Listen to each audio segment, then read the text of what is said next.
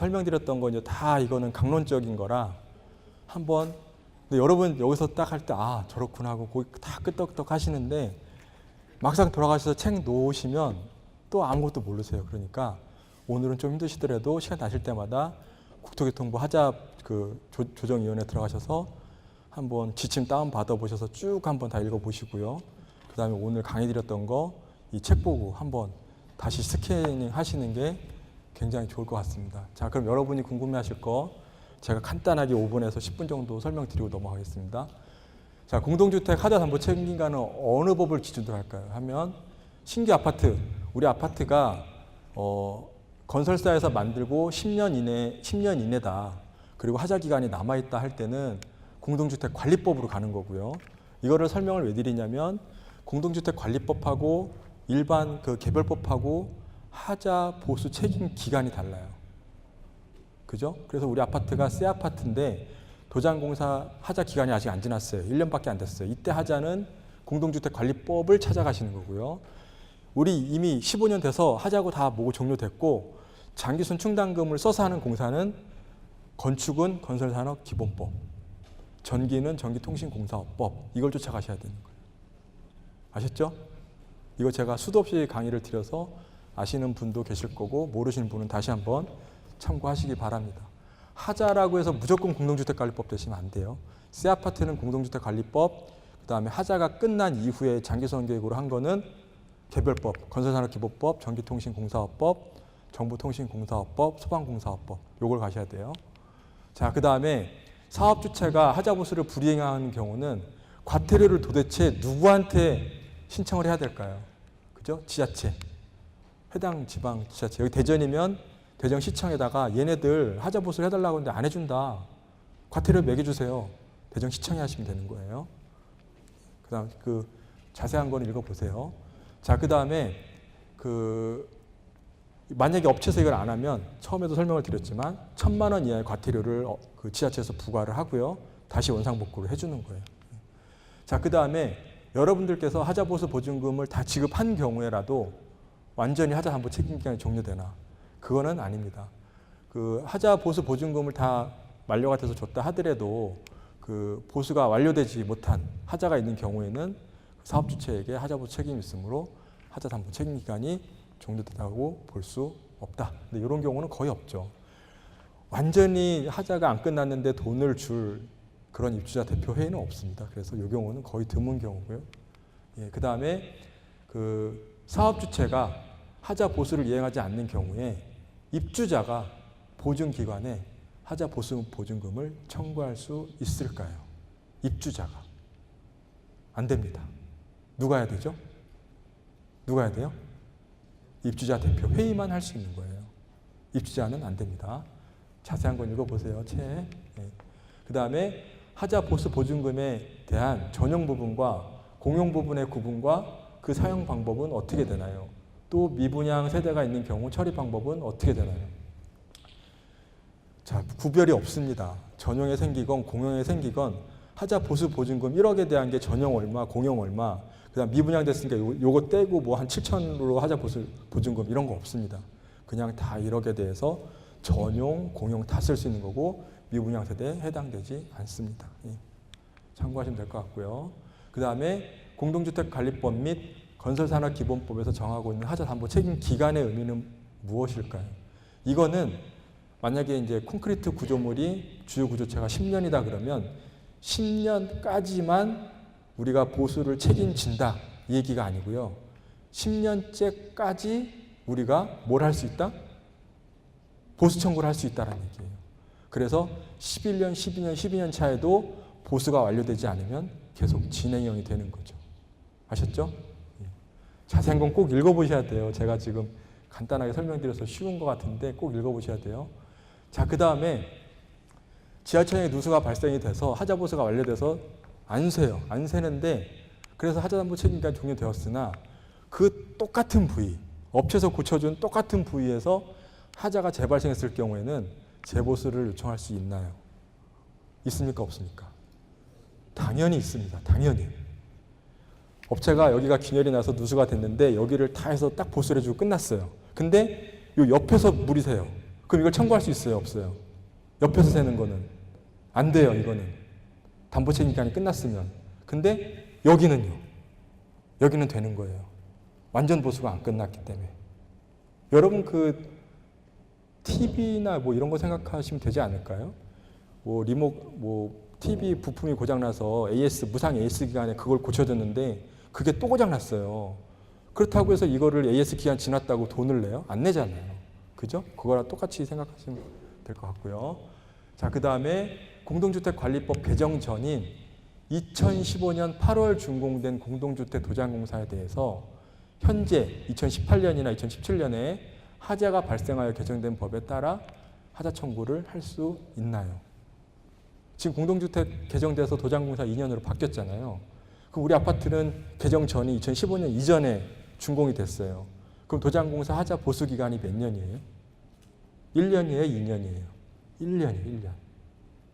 아셨죠? 네, 꼭 참고하세요. 자, 설계도서에 명기되지 않은 사항 중 관례에 비추어 당연히 시공돼야 할 시설물이 미시공되었다면 하자 보수를 신청할 수 있을까요? 아까 여기 쉬는 시간에 설명하셨죠? 옆 단지 사례를 봤을 때 똑같은 단지인데 반드시 여기 이게 있어야 되는데 우리 단지는 설계도서에 이게 없어요. 그럼 이거 옆 단지랑 똑같은 단지고 세대수도 똑같고 똑같은 회사에서 만든 건데 여기 있는데 여기는 없으니까 해달라? 이게 될까요? 안 될까요? 안 된다는 거예요. 안 된다는 거예요. 모든 기준은 뭐다? 설계도서예요. 설계도서. 설계도서 이게 설계가 안 돼 있으면 하자 보수의 의미가 없어요. 아셨죠? 예, 요거를 많이 혼돈을 하세요. 근데 저도 설계를 하는 사람이지만 설계에 대한 하자를 지적할 때가 되긴 됐어요. 너무 그 매너리즘에 빠져서 그냥 있는 거 복사 하거든요. 아파트 같은 경우는. 그러다 보니까 옆 단지에서 당연히 개선돼야 할 사항들이 개선이 안 되고 일로 넘어온단 말이에요. 그런 것들은 설계 하자에 법적으로 지적할 그게 있어야 되는데 아직까지는 그게 안 되더라. 그리고 앞으로도 안 될 가능성이 크다. 그래서 모든 하자는 설계 도서대로 됐다고 준공됐다고 가정을 하고 보는 거예요. 하자예요. 설계에 대한 하자는 없습니다. 아셨죠? 예. 자, 끝났고요. 그 다음 시간 거 설명드리겠습니다. 강사는 똑같습니다. 강사는 똑같고요. 강사는 똑같고 사실은 제가 하자 전문도 아니고 공사 계약 전문도 아니고 설계 전문이에요. 설계 전문인데 단지 지금 이 업무를 굉장히 오래 하다 보니까 아마 여러분보다는 조금 많이 알고 있다. 이 정도 수준이고요. 어떻게 보면 공사 계약 실무는 여러분이 저보다 훨씬 더 많이 아실 수가 있어요. 그래서 제가 여기서 막 강론적으로 이건 뭐다 설명은 안 드리고요. 여러분들이 계약을 하시면서 놓치지 말아야 될 것들, 그 다음에 큰 그림에서 여러분들이 뭘 실수를 하시는지 이런 것들에 대해서 설명을 드리겠습니다. 자, 발주 절차의 흐름, 입찰 관련 서류 작성, 공고, 현장 설명회, 개찰 및 심사, 계약 이렇게 설명드릴게요. 자, 요거는 제가 서울지방경찰청 지능범죄수사대에서 따왔습니다. 따왔는데 이게 뭐냐면 혹시 이거 보신 분? 보셨어요? 그냥 머리 긁으시는 거예요? 네. 이거 다 보셔야 돼요. 여러분이 정말 자, 어떤 일이 있었냐. 올해 봄에 발표했죠. K아파트에 가보면 도장공사를 10년 동안 안 한 단지들, 뭐 한 15년 안 한 단지들이 일목요연하게 볼 수가 있어요. 맞죠? 전 이력들이 다 있으니까. 자, 그런 단지를 대상으로 건설업체 7개, 8개가 그 단지를 딱 찍죠. 야, 여기 한 20개 정도는 도장공사를 올해나 내년에 해야 될 것 같아. 그래서 딱 집어요. 그래서 아파트 동대표, 관리사무소 등을 통해서 로비를 합니다. 로비를. 어떻게 로비를 하죠? 어떻게 로비를 해요? 너네 도장공사 할 때 됐지? 어떻게 로비를 해요? 이거 우리 줘. 그 대신 로비할 때 돈 주잖아요. 돈. 야, 너네 이거 이거 가지고 우리만 입찰할 수 있게 해줘. 우리만 입찰할 수 있게. 이게 뭐죠? 여기 보시면 담합업체만이 입찰에 참여하도록 참가 제안을 그 업체한테 마치는 거예요. 그래서 그 업체가 돌아가면서 뭐 8개 업체면 8개 업체, 9개 업체면 9개 업체가 돌아가면서 공사를 하는 거예요. 그 로비한 단지를 가지고. 그래서 입찰 담합을 해서 A부터 뭐 F단지까지 있다 그러면 하나씩 나눠 갖겠죠. 8개 단지를. 그렇지 자기네들이 공사를 안 해요. 공사비 반값에 무등록 건설업자가 공사를 해요. 그럼 이 사람이 공사를 하면 괜찮은데 반값이라도 이 사람은 또 안 해요. 제하도급을 해요. 그래서 1억에 낙찰 받은 거를 얼마에 했게요? 얼마에 했게요? 평균적으로. 얼마요? 3천만 원. 너무 높게 쓰셨습니다. 1,600만 원. 평균. 말이 안 되는 거예요. 말이 안 되는 거예요. 물론 그 발주 실무 교육 받으신 분들은 저한테 교육을 받으셨겠지만 제가 3개 단지를 여기요. 3개 단지를 제가 이제 감사관으로 나가서 감사를 했는데 사례 나와요. 정말 기상천외합니다. 기상천외합니다. 1억이란 돈은 여러분 돈이 아니에요. 그죠? 그 누구 돈이에요? 입주자분들이 도장공사 안 해도 살죠. 우리 아파트. 그죠? 방수공사 윗집만 물 새고 끝나면 돼요. 우리 피해 없어요. 근데 이런 아파트 하니까 강제든 뭐든 내 주머니에서 돈 꺼내서 공사하라고 1억을 만들어줬는데 실제 공사는 1,600만 원에 하고 나머지 제가 산수가 안 돼서 8,400만 원 중에 일부는 여기 들어갔을 거고요. 그죠? 일부는 여기 들어갔을 거고 일부는 여기 들어갔을 거고 이런 현실이 발생이 됐더라. 그래서 70개 업체를 다 구속시켰어요. 70개 업체면요. 거의 다라고 보셔야 돼요. 수도권에. 그죠? 아직도 우리나라에서 이런 입찰 비리가 생긴다. 제가 이거 뒷얘기를 하는 게 아니라 여기 보시죠. 출처 서울지방경찰청 지능범죄수사 때 다 구속시켰어요. 그래서 이번에 70개 업체를. 그러니까 여러분들이 그렇게 힘들게 막 입주민이랑 싸워가면서 모은 장기선 충당금을 실제로 공사에 안 쓴다는 거죠. 실제로. 남 좋은 사람, 남 좋은 일만 시킨다는 거죠. 입주자들이 그 어렵게 모은 돈을, 그죠? 1억에 발주한 거를, 물론 1억에 발주한 거를 업체가 한 9천만 원 공사했다고 그러면 이해가 가요. 이윤 10%니까. 근데 1,600만 원에 했어요. 그리고 공사는 이렇게 해놓고. 그리고 이 중에 한 단지는 1,600만 원에 하다 보니까 1억짜리를 안전장비나 이런 걸 쓸 수가 없잖아요. 잘 돈이 없으니까. 그리고 추락사도 당하시고. 예? 이런 것들을 방지해야 될 분들이 여러분들이세요. 여러분들. 그럼 이거를 과연 어떻게 방지를 해야 될 거냐. 자, 요거는 그냥 책 보세요. 그냥 책 보시고. 자, 그 다음에 여러분들이 장기선 충당금에 대해서 너무 안일하게 제가 계속 여러분들한테 좀 쓴소리 하는 것 같아서 죄송한데 너무 안일하게 거두시더라.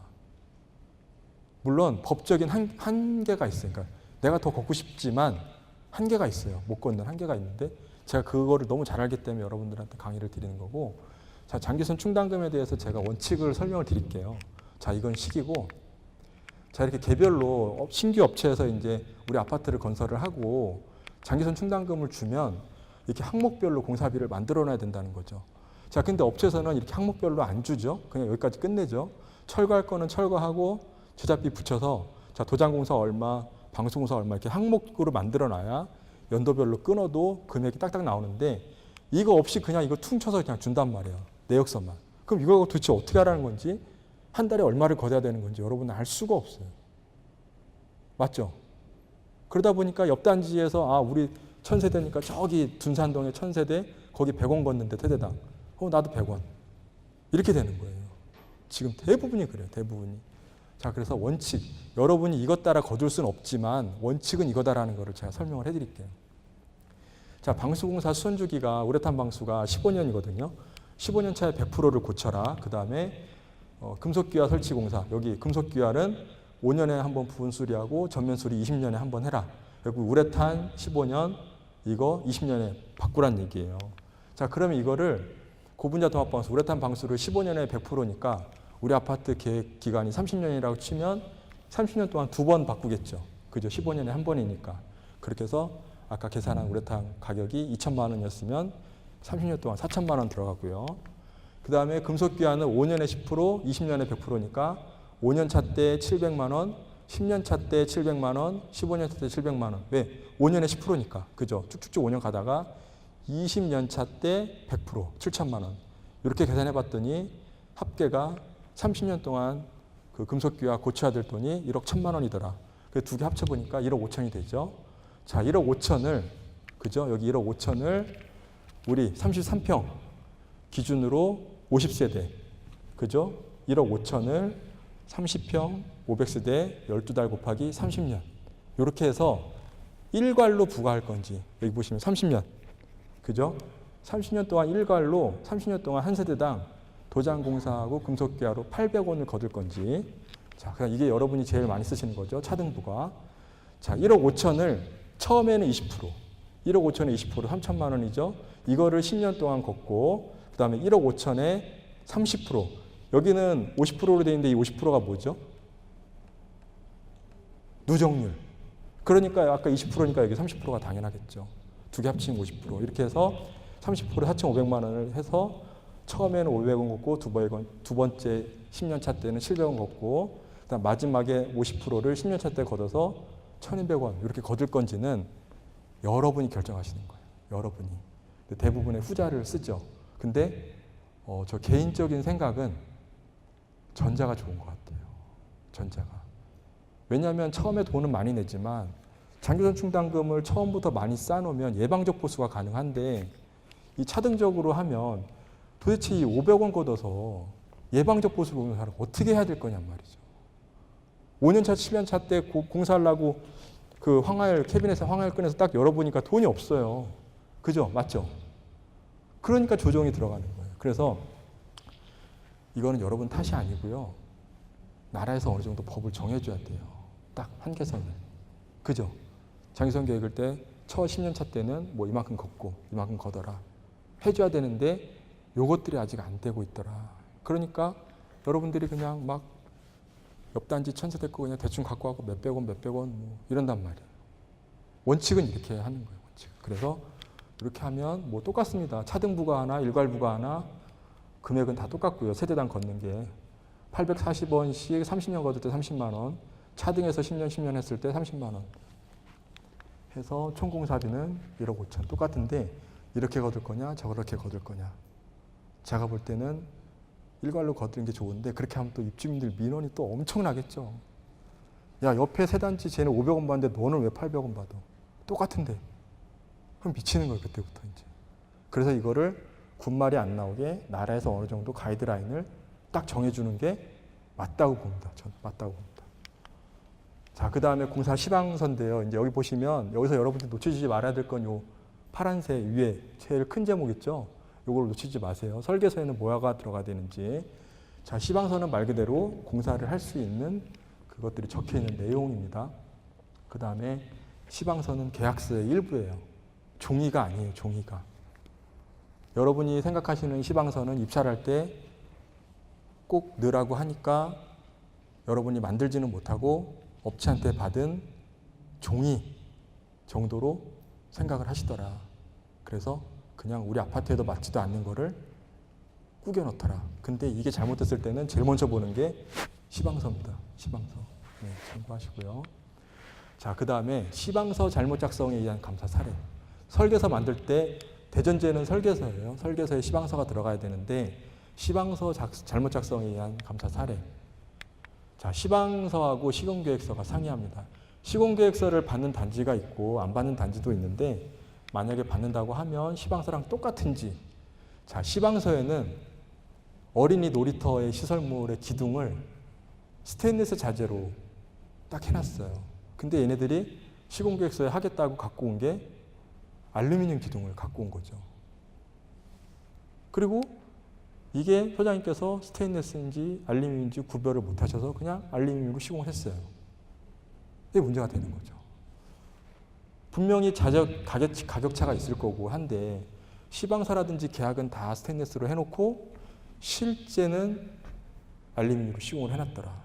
이게 감사에 걸렸고요. 또 현장 설명회 때 반드시 철제, 알루미늄은 쓰지 마라 라고 현장서에 써놨음에도 불구하고 실제 시공은 알루미늄으로 시공을 했다는 거죠. 이거는 종류를 두 가지로 볼 수 있어요. 두 가지로. 제가 카메라만 아니고 다 얘기했는데 두 가지로 볼 수가 있어요. 소장님이 검수를 못 하셨던지 한 가지, 두 번째는 중간에 그죠? 뭐 이렇게 갖고 뭔지 아시죠? 이렇게 있고 그거 두 가지예요. 그거밖에 없어요. 설명할 수 있는 게. 저는 앞에 거라고 생각이 되죠. 소장님들이 검수를 못 하신 거죠. 왜 색깔이나 이런 게 차이가 안 나는데, 그죠? 자, 그 다음에 시방서 잘못 작성의 감사 사례 두 번째. 발코니 난간에 철부조합 페인트를 시공하기로 돼 있어요.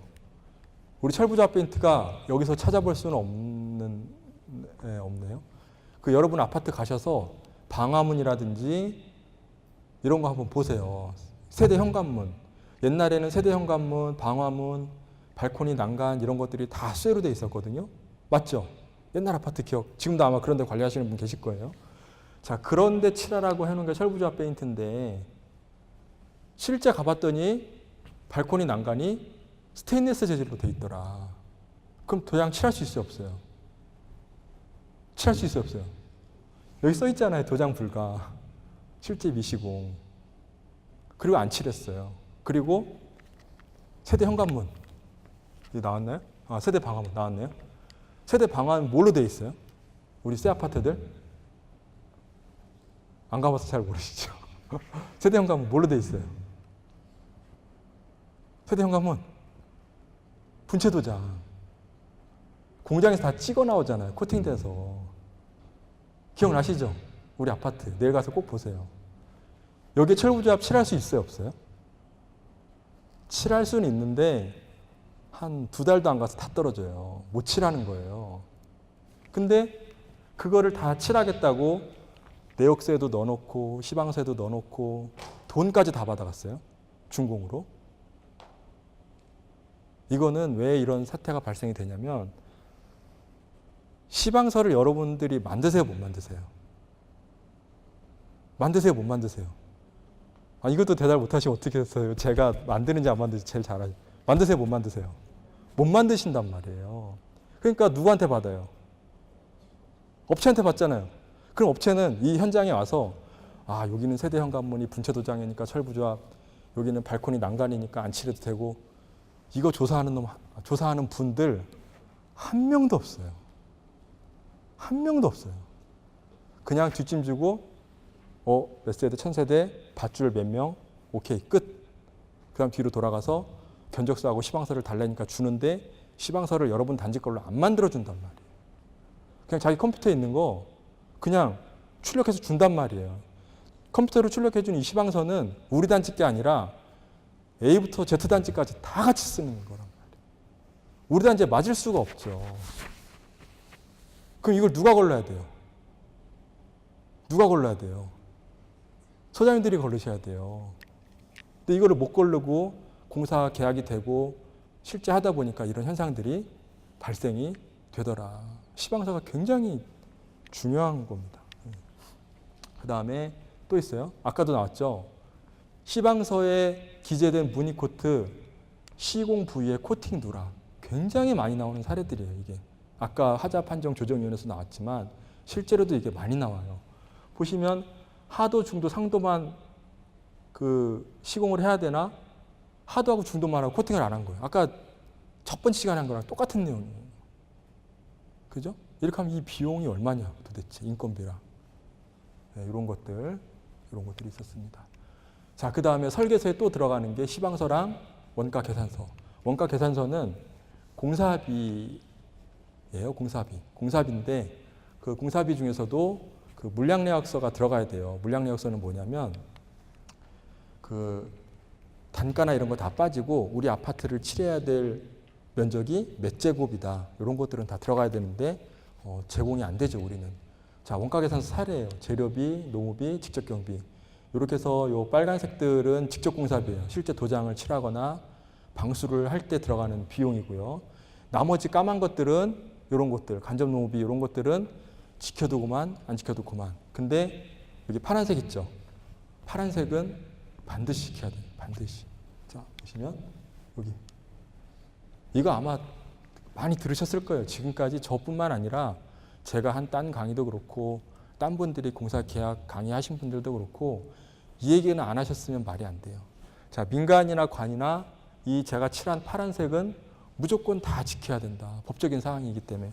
나머지들은 전혀 무시하셔도 됩니다. 안 지키셔도 상관없습니다. 자, 그래서 이게 이제 물량 내역서인데요. 단가가 안 나와 있어요. 단가가 안 나와 있고 수량만 이렇게 나와 있죠. 이걸 업체한테 제공을 해주면 업체가 여기서 금액을 써서 제출하면 되죠. 그럼 소장님, 야, 이런 내역서를 만들어주는 단지가 세상에 어딨냐, 세상에. 그죠? 없어요. 없어. 자, 그러면 이거 한번 산재보험료하고 고용보험료, 아까 그 제가 파란색 쳐놓은 거예요. 산재보험료하고 고용보험료 언제 계상할까요? 공사비에서. 산재하고 고용보험료 언제 계상하죠? 저만 쳐다보지 마시고요. 언제 계상해요? 모든 공사. 단 하루를 일해도 산재와 고용보험료는 내역서에 반드시 타져 있어야 되겠다. 이런 식으로. 산재, 고용은 단 하루만 일해도 무조건 들어가 있어야 되고요. 자, 근데 예외사항이 있죠. 2천만 원 미만일 때 업자가 안 하는 공사, 그냥 인부 사사하는 공사, 1,000만 원짜리인데 인부 그냥 여러분들이 불렀어요. 이런 공사는 안 들어가도 돼요. 자, 그 다음에 국민건강보험료하고 연금보험료는 어느 경우에 계상할까요? 언제? 언제 할까요? 금액에 상관없이 1개월인 공사는 내역서에 무조건 타 있어야 되겠다. 자, 그 다음에 산업안전보험관리비는 어느 경우에 계상할까요? 산업안전보험관리비. 안전관리비, 여러분이 흔히 아시는 안전관리비. 4천만 원. 쓰지 않으면 삭감. 그 연금보험료도 마찬가지로 쓰지 않으면 삭감. 근데 단 요번에 법이 바뀌어서 2천만 원 이상일 때 2천만 원하고 4천만 원 사이겠죠. 면허를 보유하지 않은 업체가 공사할 경우에도 산업안전보험관리비를 넣으셔야 됩니다. 법적으로. 2천만 원 이상인데 업체가 아니에요. 등록업체가 아니에요. 그러니까 도장업체가 아니고 여러분이 인부를 사셨어요. 그냥 도장 칠해요. 이럴 때도 마찬가지로 산업안전보험관리비 계상하시고 이번에 바뀌었어요. 8월 달에. 그러니까 꼭 참고하시고요. 자, 그 다음에 입찰의 종류, 일반경쟁입찰, 제한경쟁입찰, 직영경쟁입찰. 입찰 공고문이에요. 입찰 관련 서류 작성해서. 자, 일반경쟁업체는 그냥 다 아시는 거고요. 우리가 아파트에서 할 수 있는 게 이 세 개밖에 없죠. 그죠? 일반, 제한, 진영. 근데 제한경쟁에서는 걸 수 있는 게 실적. 맞죠? 기술 능력, 자본금. 요 세 개만 걸 수 있는 거예요. 세 개만. 딴 거 거시면 절대 안 돼요. 자, 그 다음에 사업자 선정 지침 별표 1라에 보면 아까 제가 말씀드린 제한경쟁 입찰의 경우 계약의 목적을 현저히 넘어서 과도한 제한을 하지 아니하여서는 안 된다. 그럼 과도한 제한이 얼마예요? 몇 배예요? 몇 배? 과도한 제한. 이걸 정해줘야죠. 이거를 안 정해주니까 혼선이 생기는 거예요. 혼선이. 내가 1억짜리 공사하려고 하는데 과도한 제한이 3억일까 5억일까 10억일까 기준이 없어요. 지금도 없는 거 맞죠? 없죠? 그러니까 이거를 정해줘야 돼. 이거를 안 정해주고 단순히 과도한 제한을 하지 마라? 자, 그럼 나라는 어떻게 하나 볼게요. 자, 과도한 제한의 범위 구체적으로 기준이 전혀 없습니다. 우리는 민간은. 그래서 나라에서는 국계법을 할 때 공사의 양으로 할 때는 공사의 양으로 할 때는 해당 규모 1배. 그 다음에 공사의 금액으로 할 때도 해당 규모의 1배.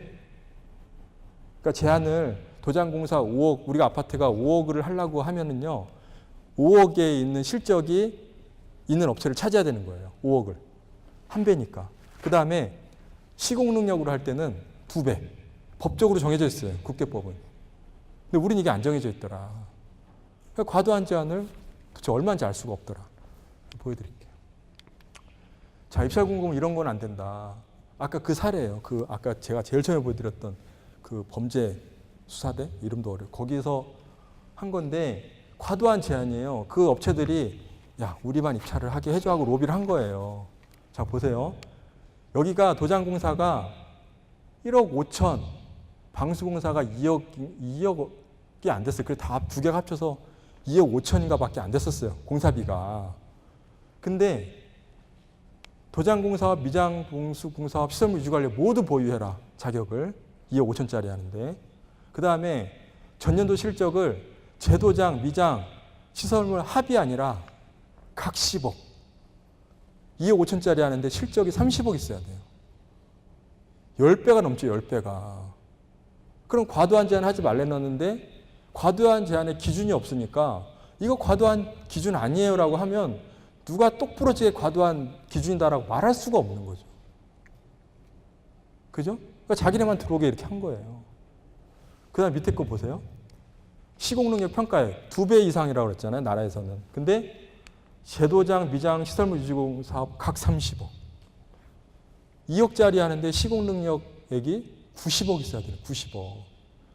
누가 돌아오냐? 누가 입찰에 참가하냔 말이죠. 못 들어온단 말이에요.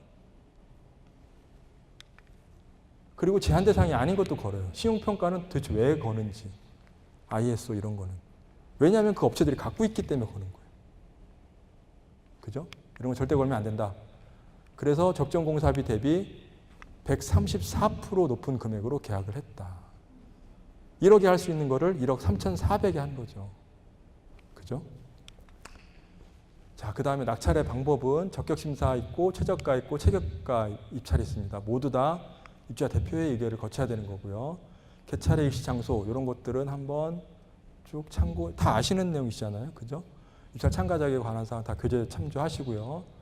자, 근데 법원 판례에서 아까처럼 저렇게 장난을 쳐서 면허 정지를 당한 업체는 들어오면 무효로 다 알고 계시잖아요.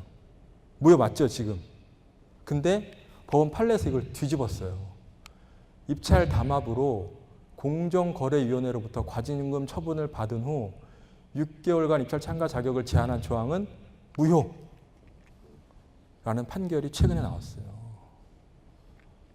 그러니까 이걸 어떻게 따라야 될지 모르겠어요. 사업자 선정지 치면 안 바뀌었어요. 그대로 무효로 가요, 지금. 저도 이거에 대해서 어떻게 하라고 말씀 못 드리겠어요. 최근에 판결이 나왔어요. 그래서 출처는 아파트 관리 신문에 있으니까 가서 꼭 한번 확인해 보세요. 완전히 이슈입니다, 이슈. 업체가 소송 걸었죠. 내가 과태료를 먹었는데 6개월 동안 나를 손 놓고 있으면 우리 가족들이 모두 굶어 죽는다. 내가 이건 잘못했지만 입찰은 참가해야 되겠다. 그 대신 적법한 방법으로 할게. 이거 무효 처분해줘 했는데 법원이 여기 손을 들어준 거예요.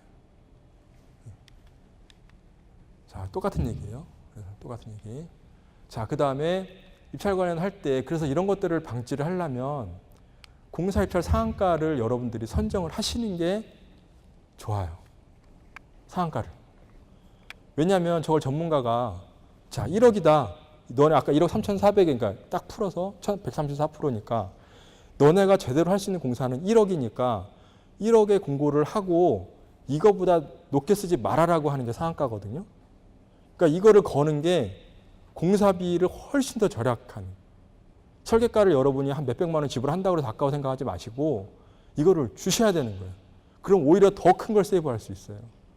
업체들끼리 짜고 들어오는 거를 막을 수가 있으니까. 그죠? 자, 근데 이거를 사업자 선정지에 보면은 3개소 이상의 견적서, 지방자치단체 자문, 그 다음에 건축사, 기술사, 그 다음에 지금 저희가 했던 행복지원센터라든지 지금 공동중앙지원기구 여기 해줄 수 있는데 3개소 이상의 견적서는 제가 한마디로 말씀드리면 전혀 필요가 없다. 무용지물이다.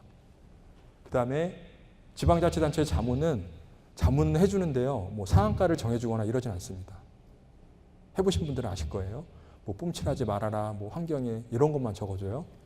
그 다음에 건축사하고 기술사한테 하려면 제일 확실한데 제일 문제가 뭐죠? 돈이 들어가요. 입주자 대표 회장님이 허락을 안 해주세요. 그 다음에 공동주택관리지원기구, 행복지원센터 했을 때는 단지 수를 줄여서 상한가를 선정을 해드렸는데 지금은 좀 많은 단지를 혜택을 드리고자 상한가 선정을 안 해드리고 업체에서 준 견적서가 맞는지 안 맞는지 확인만 해줘요. 자, 그럼 업체 견적서가 왜 무용지물이라고 하냐면 업체 견적서는 내가 이거를 견적서를 준다고 해서 나한테 공사를 줄 거라고 생각하는 분은 한 분도 안 계세요. 진짜로. 그거를 제가 손수 경험을 한 게 신문에도 나왔잖아요.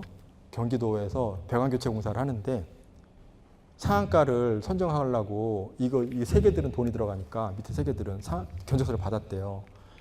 배관 교체하면 업체 분들은 무조건 세대당 100만 원이에요. 그냥 아무것도 안 따져요. 세대당 100만 원. 그러니까 4,000세대니까 40억, 39억, 45억이 들어왔어요. 이 견적서가. 그래서 그걸 상한가로 믿고 딱 상한가를 40억 써놓으시고 입찰을 딱 했는데 19억인가 낙찰이 됐어요. 19억? 반값도 아닌 거죠. 그럼 이게 상한가의 의미가 있는 거예요, 없는 거예요, 도대체? 없단 말이에요. 업체는 뻥튀기. 또 최근 사례. 제가 창원에 지금 우리 인터로킹 보도블록 그거 이제 설계가 지정해드리고 시방서를 만들어드렸는데 업체한테 다 받으셨어요. 견적서랑 시방서를. 가서 봤더니 업체가 다 2억 3천, 2억 5천 막 이렇게 써냈어요. 세 개 업체가. 그리고 그 공사 범위는 1로 치면 소장님 이거 다 제껴주시고요. 그 다음에 저희가 도면 갔다가 공사 범위는 1.5로 해서 공사비 상한가를 1억 5천에 딱 만들어 드렸어요. 1억 5천에.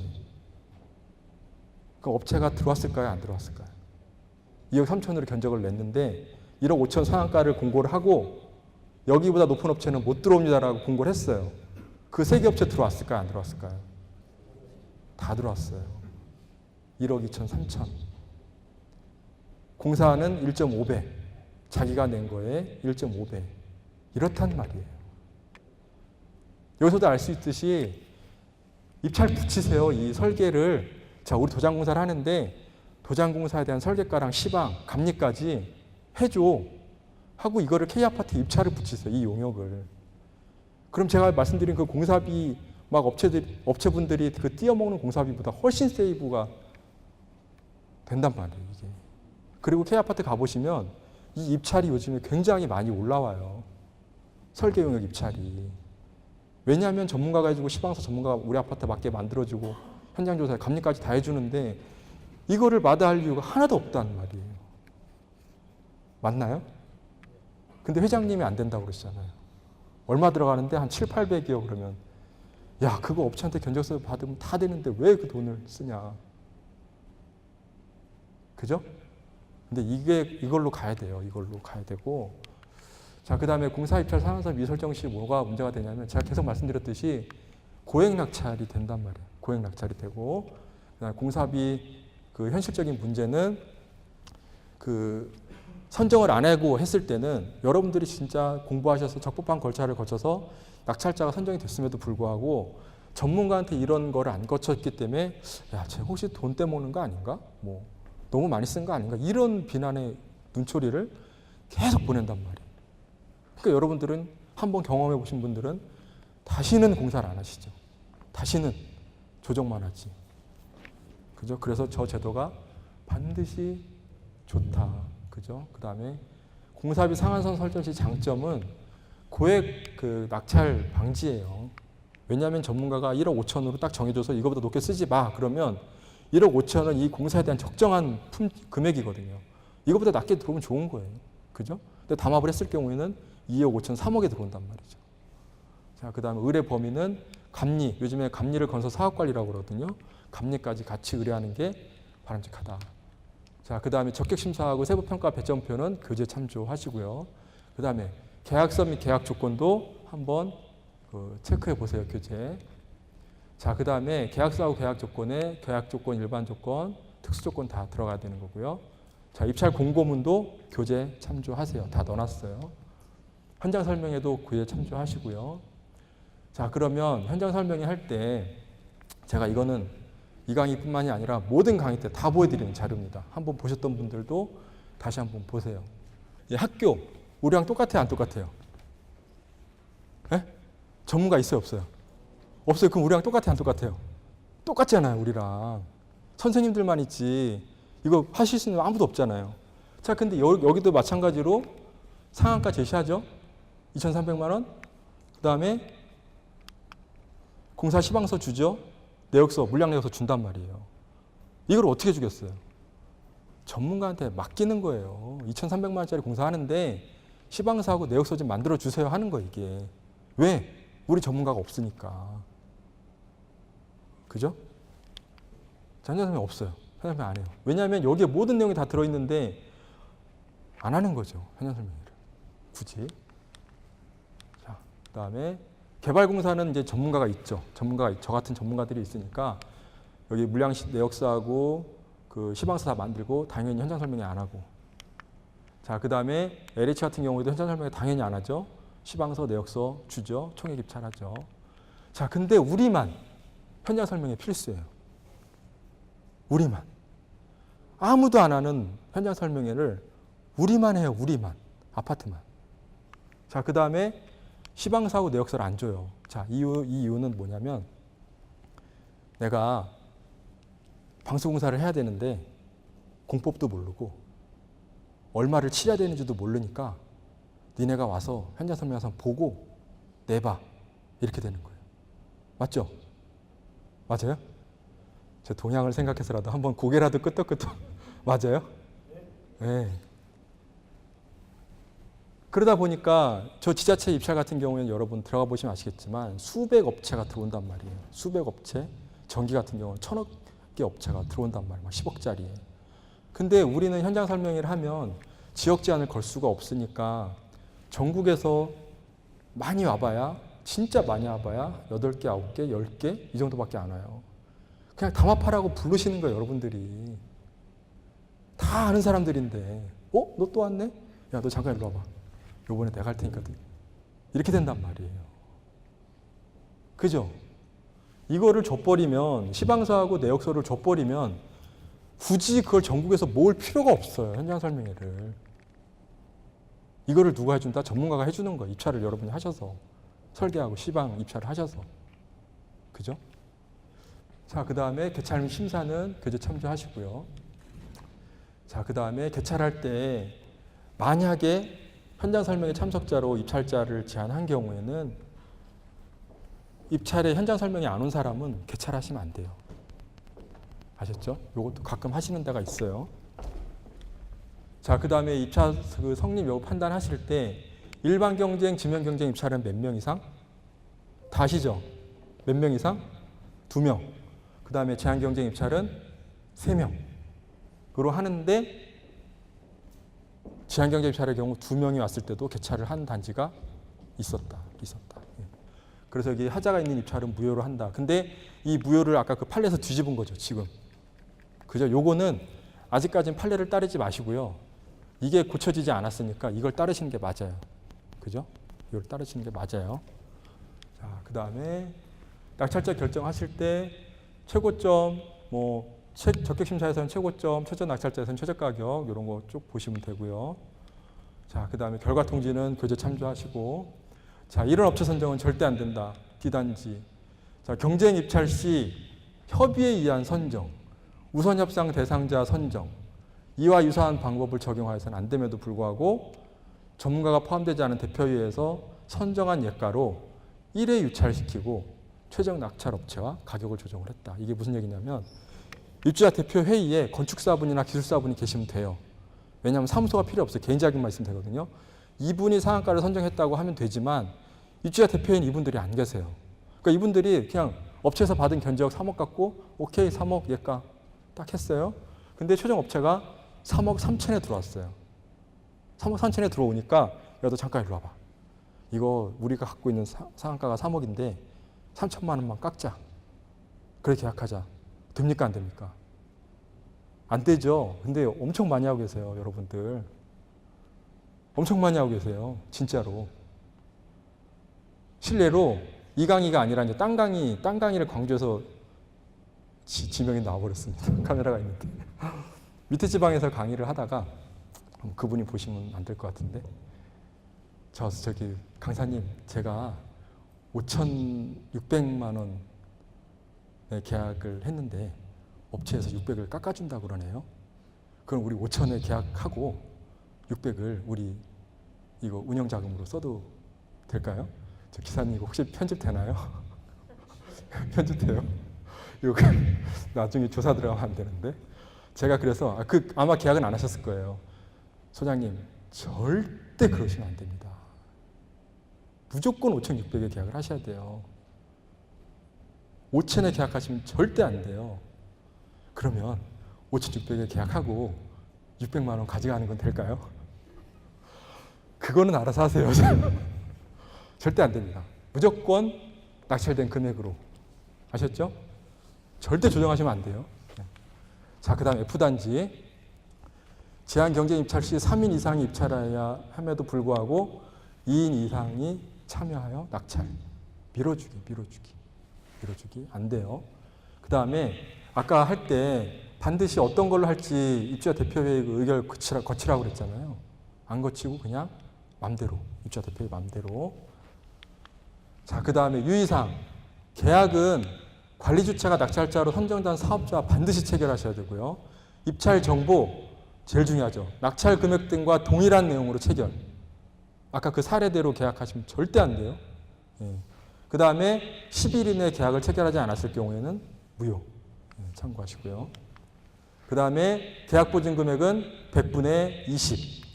그 다음에 계약 서류는 한번 참고하시고요. 그 다음에 선정 공고 장소는 인터넷 홈페이지, 없으면 관리사무소, 그 다음에 공동주택 관리 정보 시스템에 즉시 공개하셔야 되겠다. 그 다음에 체결일로부터 1개월 이내에 계약서 찍으신 거 공고하셔야 되고요. 인터넷 홈페이지에 올려야 되는데 만약에 주민번호라든지 이런 거 개인의 자유를 침해할 우려가 있으면 이거는 안 올려도 되겠다. 자, 마지막입니다. 5분 하고 끝내겠습니다. 계약 체결 방법 이런 것은 안 된다. H단지 도장 방수공사를 긴급한 공사로 판단해서 1회 유출하고 바로 수의계약하였다. 이거는 좀 시대가 바뀌었는데 이거 방수공사를 사실은 할 때만 해도 이게 한 2000년, 10년 초반대니까 방수공사를 긴급한 공사로 판단을 해서 이거는 아니라고 봤는데 물론 도장공사는 긴급한 공사가 아니죠. 근데 지금은 방수공사를 긴급공사로 인정해 주는 데도 있어요. 왜냐하면 100mm 때리고 내일 100mm가 오는데 당장 비를 피해야 되는데 이걸 언제 업체 선정을 해서 할 거냐라고 간혹 방수공사를 인정해 주는 데도 있다. 그건 참고를 하시고요. 그래서 긴급한 공사 판단해서 1회 유찰하고 바로 수의계약했다. 자, 그 다음에 도장공사 부속 지붕 보강공사를 놀이터예요. 놀이터 시설물을 쪼개는 거예요. 이거 하나로 해도 되잖아요. 놀이터 보강공사로. 근데 수의계약이 얼마죠? 300이니까 쪼갠 거예요. 250, 230, 270, 290. 네. 제목만 바꿔서. 다 어차피 놀이터 시설인데. 그죠? 그 다음에 이거는 복지관이거든요. 복지관이 아니라 여러분 관리소. 관리시설, 안전조치, 보수작업 이거 해서 관리동에서 쪼개서. 이거는 절대 안 되겠다. 300만 원 이하로 분리발전들은 절대 안 되고요. 그 다음에 승강기를 공산품으로 승강기를. 공산품. 수의계약에 공산품 들어가죠? 들어가요, 안 들어가요? 수의계약에. 공산품의 정의는 여러분이 자재를 사다가 여러분이 시공을 하시면 공산품이에요. 페인트를 사다가 여러분이 칠해요. 그럼 5억 원어치를 수의계약으로 살 수가 있어요. 5억을 다 여러분이 칠하실 거면. 그게 공산품이고 승강기가 공산품이 되려면 승강기를 사다가 어떻게 해야 된다? 여러분이 설치를 하면 공산품이 되는 거예요. 근데 그게 불가능하잖아요. 이런 말도 안 되는 수의계약을 한 단지도 있다. 네. 그래서 공산품은 관리소 직원이나 인력 단순 작업으로 설치 가능한 사항이면 수의계약이 가능하고요. 전문업체 인력이 필요한 경우에는 공산품은 수의계약이 불가능하다. 그 다음에 장마 전에 긴급하게 할 거를 총공사 금액으로 안 하고 수의계약 범위가 넘어가니까 단가로만 계약한 단지들. 그 다음에 내역서 없이 그냥 아무 내역서가 없어요. 세부 내역서가 없이 그냥 1억 요걸로 계약한 단지들. 그 다음에 마찬가지예요. 내역서 없이 총액으로 계약한 단지들. 그 다음에 하자담보 책임 기간을 1년으로 해야 될 거를 3년으로, 법적에 반드시 1년으로 하라 그런 거를 3년으로 한 단지들. 그 다음에 공사 목적물의 그 성능 특성을 고려해서 그 대통령으로 정한 바에 도급계약서에 특별히 따로 정한 경우에는 도급계약서에 정한 바에 따른다라고 돼 있었어요. 하자 기간을 건설산업기본법에. 근데 지금은 이제 안 돼요. 지금은 그냥 무조건 따르셔야 됩니다. 이 기준을 어디다 적어 놓으셔야 돼요. 계약서에. 근데 그 사항이 없다. 그죠? 객관적으로 도장공사 1년을 3년으로 늦출 만한 사유가 없어요. 이제는. 그죠? 그냥 갑의 우월적 지위로 그냥 3년 해 이렇게 하는 것밖에 안 되는. 이건 절대 안 된다. 그 다음에 신규 아파트는 아까도 설명드렸지만 공동주택관리법 따르시고 입주자 대표에서 발주한 거는 개별법 따르시면 되겠다. 그 다음에 하자 보증금률은 그 100분의 2에서 100분의 10 이하로 여러분이 조정하시는 게 아니라 이 공사별로 조정하는 거예요. 우리 건축공사는 무조건 100분의 3, 조경공사는 100분의 5. 이걸 조정하라는 얘기지 100분의 2에서 100분의 10으로 하라고 해서 100분의 10으로 한 단지가 꽤 많았어요. 그죠? 계시죠? 웃고 계신 소장님. 100분의 10으로 하셨죠? 아니에요? 네, 절대 안 됩니다. 우리 건설공사는 무조건 100분의 3, 조경공사는 100분의 5. 자, 여기까지 하고요. 여기다가 그 메일 주시면 제가 아는 범위 내에서는 거의 다 답을 드립니다. 그리고 하자 같은 경우 주실 때 사진이랑 같이 주시면 더 제가 훨씬 이해가 빨라요. 여기까지 하겠습니다. 감사합니다. 네.